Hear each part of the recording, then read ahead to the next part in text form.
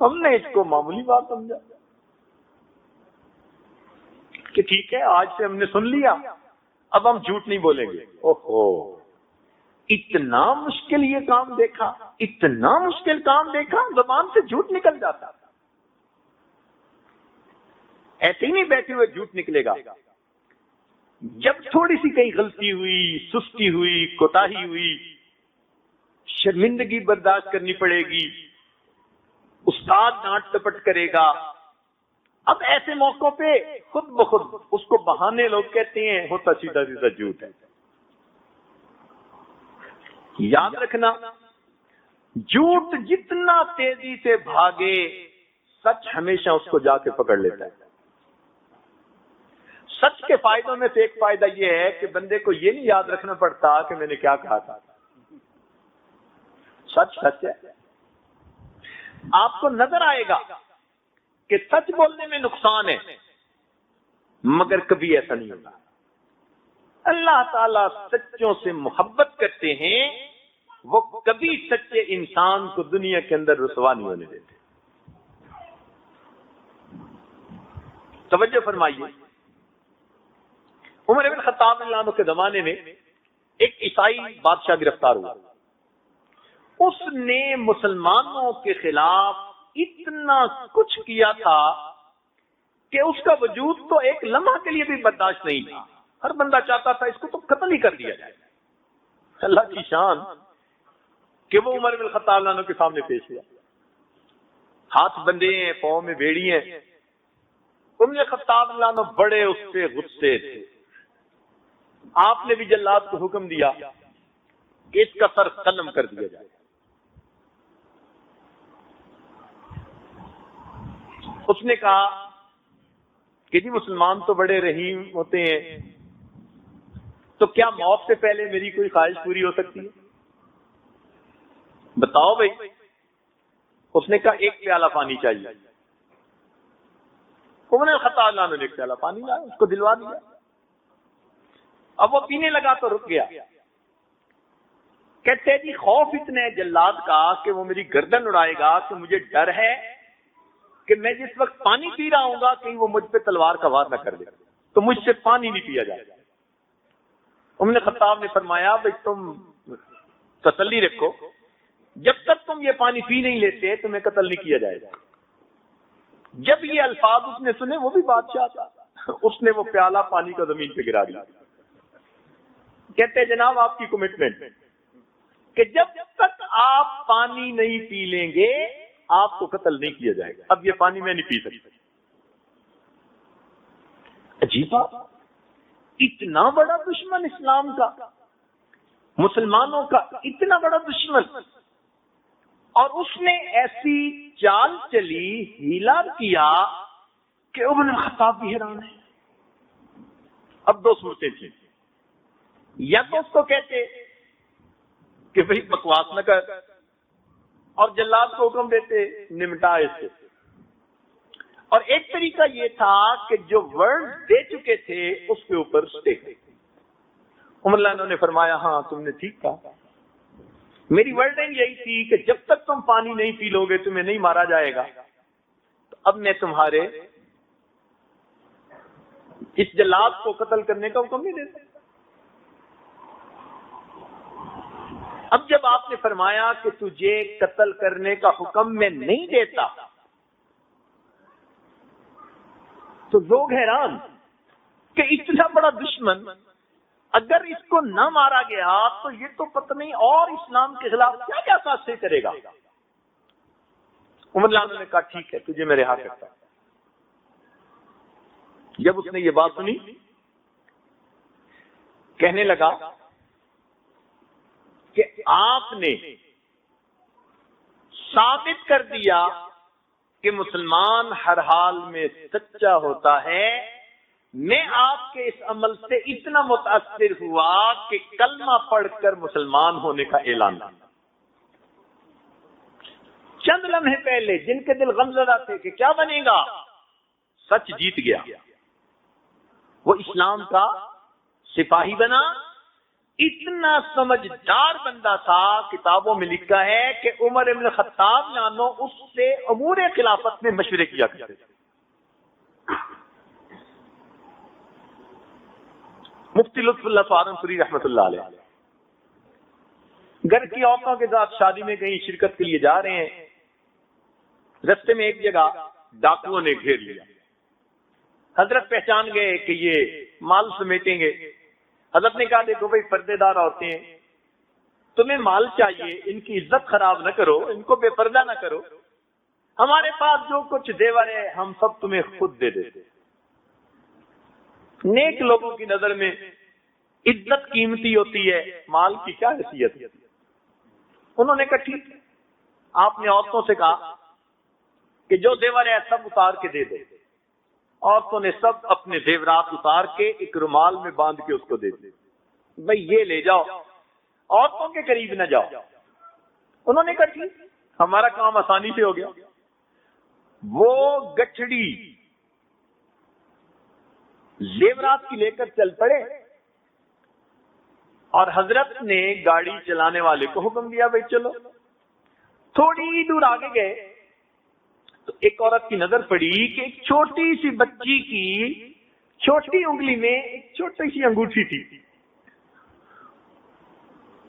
تو اس نے حضرت سے پوچھا کہ حضرت آپ نے کہا تھا کہ ہم سارا زیور تمہیں دے دیتے ہیں اور اس بچی کی چھوٹی انگلی میں یہ چھوٹی سی انگوٹھی ہے۔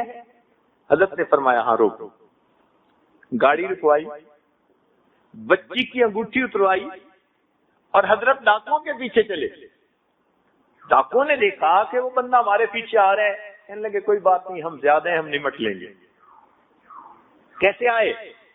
بھائی معاف کر دینا، مجھ سے غلطی ہوئی، ایک بچی کی انگلی میں چھوٹی سی انگوٹھی تھی، نظر ہی نہیں آئی اس وقت، میرے کال تھا کہ ہم سب دے دیں گے، تو بھائی یہ بھی آپ لوگ لے لیجئے۔ حضرت کی بات کا ایسا اثر ہوا، سب ڈاکوؤں نے توبہ کی اور حضرت کے ہاتھ پر بیعت ہو گئے۔ جھوٹ جتنا تیز بھاگے سچ ہمیشہ اسے پکڑ لیا گیا۔ میرے دوستو سچ کو آزما کے دیکھو، یہ سب سالکین کے لیے بھی ایک نصیحت ہے۔ اپنی زندگی میں سچ کو آزما کے دیکھیں ذرا، اتنے مزے کی زندگی ہو جائے گی نا کہ آپ کو اس دنیا میں اللہ رب العزت جیسے جنت کا سکون ملتا ہے آپ کو وہ سکون ملے۔ یاد رکھنا، جو انسان ہمیشہ سچ بولتا ہے اللہ رب العزت اس کے اٹھے ہاتھوں کو کبھی رد نہیں کیا کرتا۔ جس زبان سے کبھی جھوٹ نہیں نکلتا اس کی نکلی ہوئی فریادیں میں کیسے رد کر دے۔ سچ بولنے پہ محنت، اسی لیے کتابوں میں لکھا ہے پیران پیر حضرت شیخ عبد القادر جیلانی رحمۃ اللہ علیہ جب گھر سے چلنے لگے تو ان کی والدہ نے کیا نصیحت کی تھی؟ بیٹا سچ بول۔ ایک ہی بات کہی تھی، ایک بات نے بچے کو وہ مقام دلوایا کہ اولیاء کی گردنوں پر ان کا پاؤں رکھ۔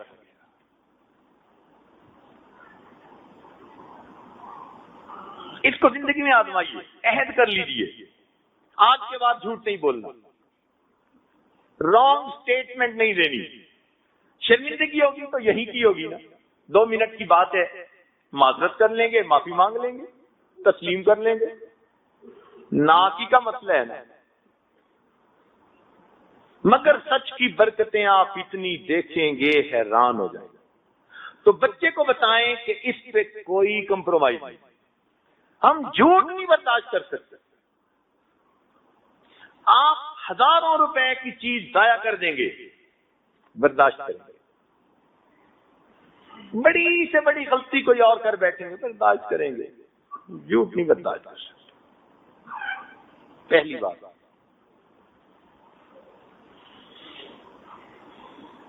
بلکہ الہی بخش کاندلی رحمت اللہ علیہ کا واقعہ مشہور ہے کہ ہندوؤں نے کہا کہ ہم یہاں مندر بنائیں گے، مسلمانوں نے کہا مسجد بنائیں گے۔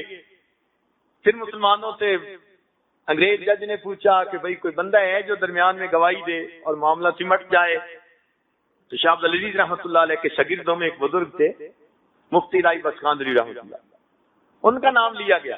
انہوں نے سچ کہہ دیا کہ جی ہندوؤں کی ہے کہ مندر بنا سکتے ہیں کہ جب ان کی زمین ہے تو جو چاہیں بنائیں. انگریز نے فیصلہ لکھا، آج کی اس مجلس میں مسلمان تو ہار گئے مگر اسلام جیت گیا. مسلمان تو ہار گئے مگر اسلام جیت گیا. اور یہ ایسی بات تھی کہ اس کو سن کر وہ کافر کہنے لگے کہ جج صاحب آپ نے تو فیصلہ سنا دیا، ہمارا فیصلہ بھی سن لیجئے. ہم کلمہ پڑھ کر مسلمان ہوتے ہیں، اپنے ہاتھوں سے اس جگہ پر مسجد بنائیں. جھوٹ جتنا تیز دوڑے سچ ہمیشہ اسے پکڑ لے. بس یہ بات دل میں بٹھا لی. اتنی برکتیں سچ کی ہیں نا کہ ہم اس کا الفاظ میں احاطہ نہیں کر سکتے. اس لیے ہمارے مشائخ نے کہا کہ دو ہی تو باتیں ہیں جو سلوک طے کرنے کے پر ہیں، ایک رزق حلال اور دوسرا صدق مقام. اور آج ان دونوں باتوں میں کمی کوتاہی کی وجہ سے روحانی طور پر ہم پیچھے ہوتے ہیں.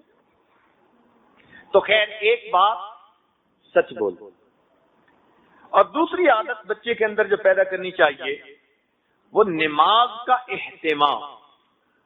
نماز تو پڑھتے ہی ہیں بچے، بچپن سے اس کو نماز کا اہتمام سکھانا ہے. تسلی سے وضو کرنا ہے، پاکیزگی کا خیال رکھنا ہے، وقت پہ نماز پڑھنی ہے تکبیر اولا کے ساتھ اگر وہ بیٹا ہے. اذان کی آواز سنے بیٹی نے پہلے نماز پڑھنی ہے، کام بعد میں دیکھے جائیں. تو نماز کو اہتمام سے پڑھنا. اس کے اندر ایک فائدہ تو یہ کہ اس بچے کے اندر پاکیزگی آ جاتی ہے، کیونکہ بے نمازی بچہ تو استنجے کا بھی خیال نہیں کرے گا، اور اگر نماز پڑھے گا تو کپڑوں کی پاکیزگی کا خیال رکھے گا. تو پاکیزگی بھی آ گئی، وقت کی پابندی بھی آ گئی. اگر بچہ باجماعت تکبیر اولا سے نماز پڑھے گا تو وقت کا پابند رہے گا. پتہ ہوگا امی بھی نوٹ کر رہی ہے، ابو بھی پوچھیں گے، اور جھوٹ بول نہیں سکتا. اس لیے مومن سب کو جو سکتا ہے جھوٹا نہیں ہو سکتا. تو دوسری بات، نماز کے اہتمام پر محنت کیجیے. اس سے راضی نہ ہو کہ نماز پڑھتا ہے، نہ. فرق ذرا سمجھنے کی کوشش فرمائیں. اس سے خوش نہ ہو جائیں کہ بچی نماز پڑھتی ہے اور بچہ نماز پڑھتا ہے. نہیں، نماز کا اہتمام. اس لیے بچے کو دیکھیں کہ جلدی جلدی نماز پڑھ رہا ہے تو نہیں، اس پہ کمپرومائز نہیں ہے. بچپن سے اس عمل کی اہمیت اس کے دل میں بیٹھے. اس میں کوئی ہے کہ پھینکی نہیں چل رہی. مجھے نماز پرسکون ہو کر پڑھنی ہے، تسلی سے پڑھنی. تو اگر آپ نماز کا اہتمام اس کو سکھائیں گے تو آٹومیٹکلی اللہ تعالی کے ساتھ ایک قرب کا رشتہ اور تعلق اس بچے کا ڈیولپ ہونا شروع ہو جائے گا. بچے کو بتائیے کہ بھئی آپ نے نماز تو پڑھی، کس کیفیت کے ساتھ پڑھی. تو جب بچپن سے یہ سنے گا کہ ابو بھی کہتے تھے کس کیفیت کے ساتھ پڑھی، تو اس کو پتہ چلے گا کہ یہ بھی زندگی کا کوئی مقصد ہے.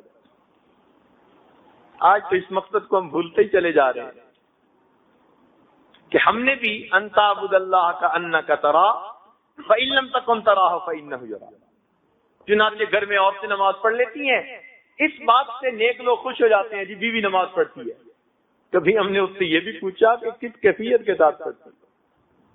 خلق الموت والحیات لیبلوکم ایکم احسن عملا. ایک نماز اگر ایسی پڑھ لی نا 2 رکعت، من صلی رکعتین، حدیث پاک میں ہے جس بندے نے 2 رکعت اس طرح سے پڑھی کہ اس کے نفس میں کوئی باہر کی دنیا کا وسوسہ نہیں آیا، غفر لہ ما تقدم من ذنبہ، 2 رکعت پر اللہ پچھلے سب گناہوں کو معاف فرما دیتا. تو اس پر نماز کے اہتمام پر کنسنٹریٹ کیجیے. بچے کو وضو کرتے ہوئے دیکھیے صحیح کر بھی رہا ہے یا نہیں. اس کی پاکیزگی کے بارے میں اس سے پوچھیے، بھئی آپ کیسے طہارت کرتے ہو اپنے جسم سے؟ آپ حیران ہو جائیں گے. بڑی بڑی عمر کے بچے وہ بس نام بناتے ہیں جی نماز پڑھ رہے ہیں،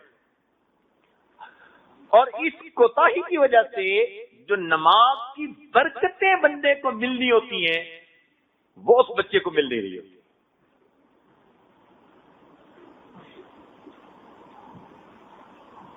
تو نماز کا اہتمام، اس پہ زور دیجیے. استاد کلاس میں بھی بچوں کو یہ سمجھائیں، ان کو حدیث سنائیں، ان کو بتائیں کہ نماز صرف ظاہر داری ہی نہیں کرنی، نماز کو جما کے پڑھنا ہے، پرسکون ہو کے پڑھنا ہے، دنیا کے خیالات سے خالی ہو کر پڑھنا ہے. خود بھی محنت کریں، اپنے بچوں کو بھی محنت کروائیں. یہی تو محنت کا میدان ہے مومن کے لیے. جتنا آپ بچے کو نماز کی اہمیت پر ابھاریں گے، ایکسائٹ کریں گے، بتائیں گے، اتنا ہی اس کی زندگی میں اللہ تعالیٰ کی طرف سے برکتیں ہوں. احادیث میں جتنے فائدے نماز کے بتائے گئے کسی اور عمل کے اتنے نہیں بتائے گئے. اللہ تعالیٰ کام کے ذمہ دار ہوتے ہیں، اللہ تعالیٰ اس کو سرخرو کرتے ہیں، برکتیں دیتے ہیں، رزق میں برکت، اتنے فائدے کہ کوئی حد نہیں. اچھا، بچے کو جب آپ دیکھیں کہ ذرا اچھی نماز پڑھ رہا ہے تو اس کو انعام دیا کرے. بیوی کو کبھی مصلی پہ بیٹھے دیکھیں تو بھولے سے تعریف کر دیا کرے.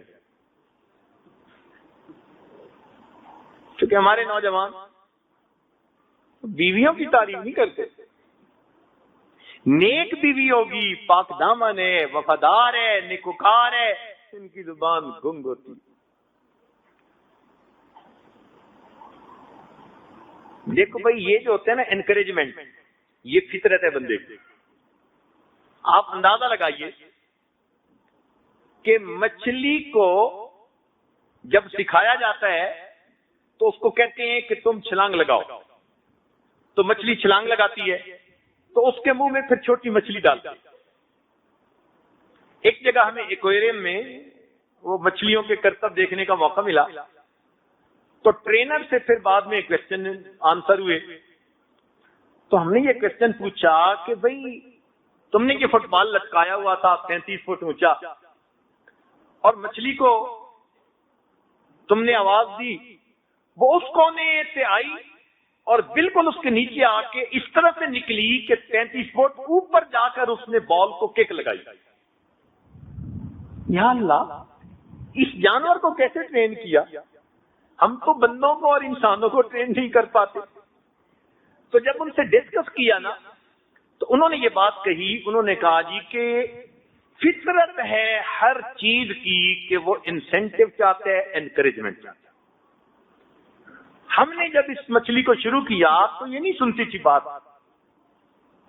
لیکن جب اس نے ایک دفعہ ایسا کیا ہم نے اس کے منہ میں مچھلی ڈال دی، پھر دوبارہ کیا مچھلی ڈال دی. ہر دفعہ اب یہ انسینٹیو ہم نے دینا شروع کر دیا تو مچھلی کو بھی پتا چل گیا ایسا کرنے سے مجھے انسینٹیو ملے، اس نے کرنا شروع کر دیا.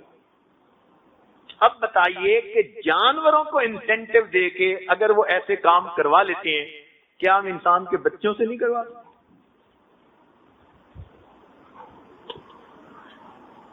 بچہ بھی انسینٹیو چاہتا ہے، عورت بھی انسینٹیو چاہتا ہے.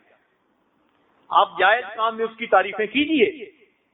کبھی آپ گھر آئے، اس کو مصلی پہ تلاوت کرتے دیکھا، تسبیح پڑھتے دیکھا، آپ تعریف کیجئے، دل کھول کے تعریف کیجئے کہ مصلی پہ بیٹھی تو مجھے بہت اچھی لگتی ہیں، آج تو دیکھ کے میرا دل خوش ہو گیا، آج میں بہت خوش ہوں آپ کو اس طرح دیکھ کے.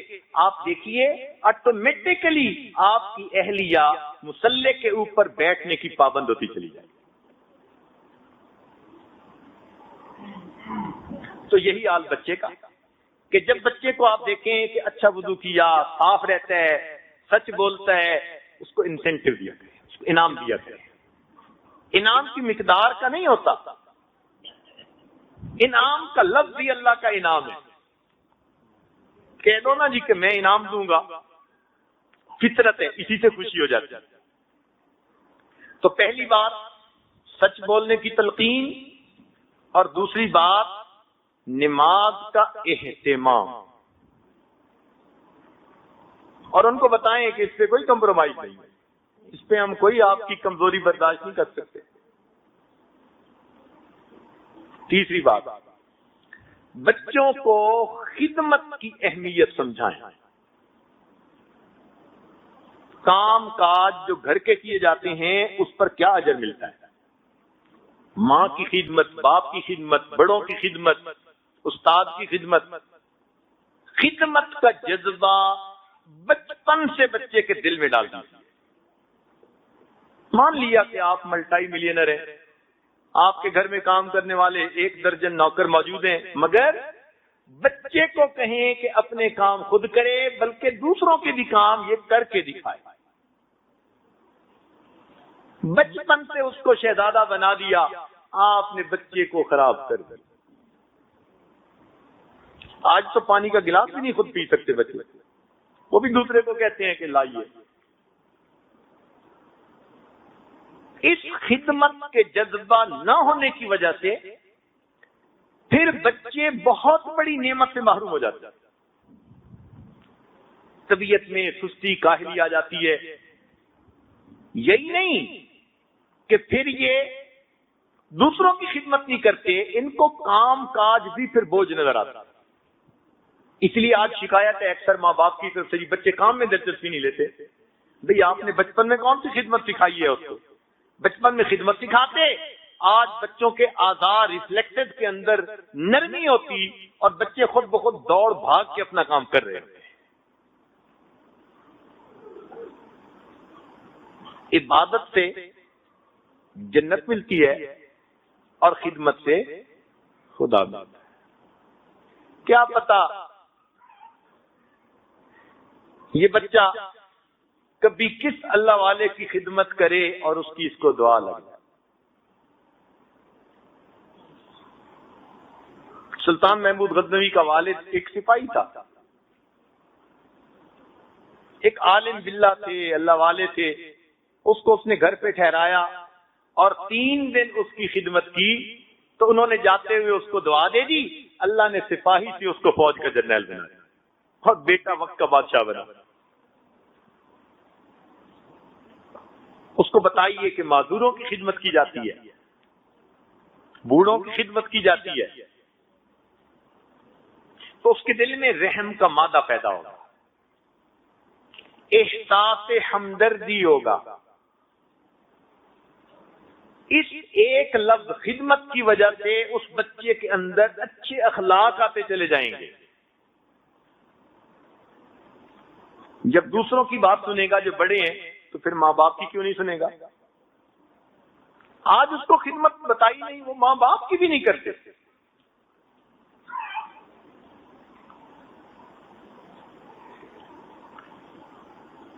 مثلاً ہمیں بچپن میں ہی ماں باپ کی خدمت کی اہمیت بتائی، تو بچپن سے ٹریننگ ہی ایسی ہوئی کہ اس عادت کو یاد نہیں پڑتا کہ زندگی میں ایسا ہوا ہو کہ والدہ کھڑی ہے اور میں بیٹھا ہوں۔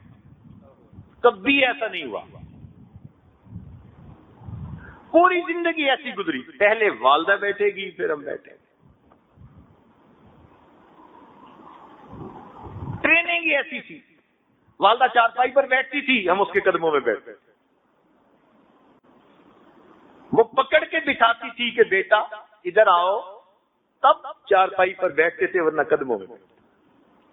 ہمارے بچے چھوٹے تھے، وہ دیکھتے تھے کہ ابو اس طرح جا کر اپنی امی کے قدموں میں بیٹھے، ہمیں ان کو کچھ کہنا ہی نہیں پڑا، انہوں نے زندگی کے ان اعمال سے ان اخلاق کو خود سیکھا۔ یہ خدمت سکھانی پڑتی ہے، اور اس خدمت سے پھر والدین کی کیا دعائیں ملی، ہم ان کو الفاظ میں بیان ہی نہیں کرتے۔ ماں باپ بوڑھے بھی ہوں، ان کی زبان سے نکلے ہوئے کچھ الفاظ ایسے اوقات ہوتے ہیں اللہ کے ہاں قبول ہو جاتے ہیں۔ تو خدمت کا جذبہ، یہ تیسرا لفظ ہے۔ ان کو بیٹھ کے واقعات سنائیں کہ خدمت اس طرح کی جاتی ہے، اس طرح فلانے کی، اس طرح یہ ہوا، تاکہ بچوں کے اندر ایک شوق.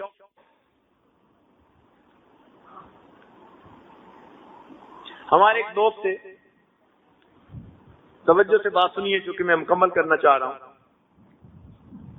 وہ ایک بڑے بزرگ تھے، ان کے گھر میں گئے، بات ذرا توجہ سے سنیے گا. تو وہ جو میزبان تھے ان کا ایک بیٹا تھا، کوئی 9-10 سال کا. انہوں نے اس کے ذمہ لگا دیا کہ بیٹا آپ نے اس مہمان کی خدمت کرنی ہے. یہ خود بڑے نیک، دیندار، متقی، پرہیزگار اور ایک بڑے یعنی کمپنی کے ڈائریکٹر تھے. اللہ نے دین بھی دیا، دنیا بھی دی تھی ان کو. کہنے لگے وہ بچہ ایسا سلیقہ مند، ہر چیز اس نے تیار کی ہوئی، وقت پہ دسترخوان لگاتا اور اس پر برتن رکھتا، کھانا لاتا. مجھے اس کو دیکھ کر محسوس ہوتا کہ ہاں مجھے اس کی بھی ضرورت تھی. میں صبح اٹھتا تو مجھے گرم پانی ملتا.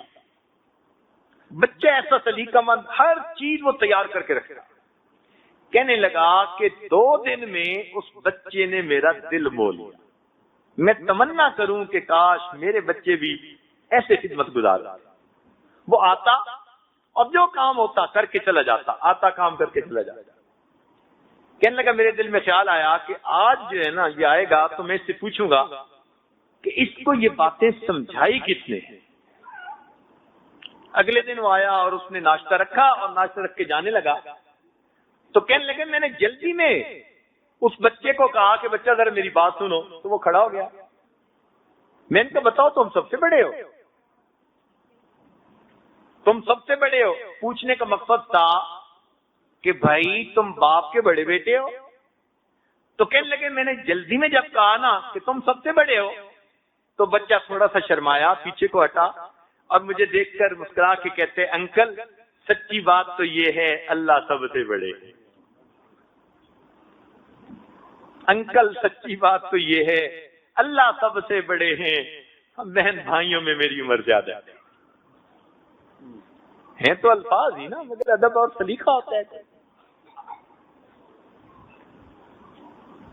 تو یہ تربیت کہلاتی ہے. تو 3 باتیں ذہن میں رکھیے، ان کو آزما لیجئے. ہمیشہ آپ اس کا اتنا فائدہ دیکھیں گے کہ آپ کہیں گے کہ ہمیں کسی درویش نے کوئی 3 ہیرے اور موتی تحفے میں دے دیے تھے. 100 سبق پڑھنے کی بجائے یہ 3 باتوں کا سبق پڑھ لیجئے. انشاءاللہ بچے کی تربیت ایسی ہوگی، آپ کا دل خوش ہوگا بچے کو دیکھ کے، آپ کی آنکھیں ٹھنڈی ہوں گی. آپ کہیں گے ربنا ہب لنا من ازواجنا وذریاتنا قرۃ اعین. اللہ تعالیٰ جزائے خیر عطا فرمائے ان بچوں کو جنہوں نے محنت کی اور انعامات حاصل کیے. بہت خوشی ہوئی ان بچوں کے نام سن کر کہ جو پابندی سے کلاس میں آتے رہے. انعام لینے سے بھی زیادہ خوشی ان کی لی ہوئی. انعام تو کسی نے لینا ہی ہوتا ہے، انعام لینے کا کیا. اس کی خوشی ہوئی کہ پابندی سے اتنے بچے اور بچیاں وہ کلاس میں آتے ہیں. یہ بڑی اچیومنٹ ہے. اللہ تعالیٰ اس ادارے کو دن دگنی رات چوگنی ترقی نصیب فرمائے. اور جن اساتذہ نے یا معلمات نے محنتیں کی، اللہ تعالیٰ ان کو بھی اپنے مقبول بندوں اور بندیوں میں شامل فرمائے. جس ادارے کے معاونین ہیں اللہ تعالیٰ ان کو بھی اپنے مقربین میں شامل فرمائے، اور ہم حاضرین کو بھی اللہ ان کی برکتوں سے محروم نہ فرمائے. وآخر دعوانا ان الحمدللہ سبحان ربی العلی الوہاب. اللہم صلی علی سیدنا محمد وعلی آل سیدنا محمد. ربنا ظلمنا انفسنا وان لم تغفر لنا وترحمنا لنكونن من الخاسرین. اے مالک ہم آپ کے عاجز مسکین بندے ہیں، ہمارے گناہوں کو معاف فرما، ہماری خطاؤں سے درگزر فرما. اے اللہ جتنے بچے بچیاں ہیں یہاں موجود سب کو اپنے نیک بندوں بندیوں میں شامل فرما، سب کے سینوں کو علم کے نور سے منور فرما. اے اللہ ان سب کو اپنی رحمتوں سے خصوصی حصہ نصیب فرما. میرے مولا ان کے ماں باپ کے دلوں کو ان کی طرف سے خوش فرما. اے اللہ ان بچوں کو آنے والے وقت کی اے اللہ بڑی کامل ہستیاں بننے کی توفیق عطا فرما. ان کو دین اور دنیا کی سعادتیں نصیب فرما. ان کو ہر مصیبت سے محفوظ فرما، ہر دکھ سے محفوظ فرما، برا چاہنے والوں کی برائی سے فرما محفوظ فرما، دوستوں کی دوستی کے رنگ میں دشمنی کرنے والوں سے محفوظ فرما، اے اللہ ان کو بری صحبت سے محفوظ فرما، میرے مولا ہماری ان دعاؤں کو اپنی رحمت سے قبول فرما، اے اللہ جو نیک تمنائیں بچوں کے دل میں ہیں، ماں باپ کے دل میں ہیں، اساتذہ کے دل میں ہیں، سب نیک تمناؤں کو پورا فرما، جو مانگا وہ بھی عطا فرما، جو مانگنا چاہیے تھا نہیں مانگ سکے وہ بھی عطا فرما۔ ربنا تقبل منا انك انت السميع العليم تب علينا انك انت التواب الرحيم صلى الله تعالى على حبيبه سيدنا محمد وآله وأصحابه أجمعين برحمتك يا أرحم الراحمين۔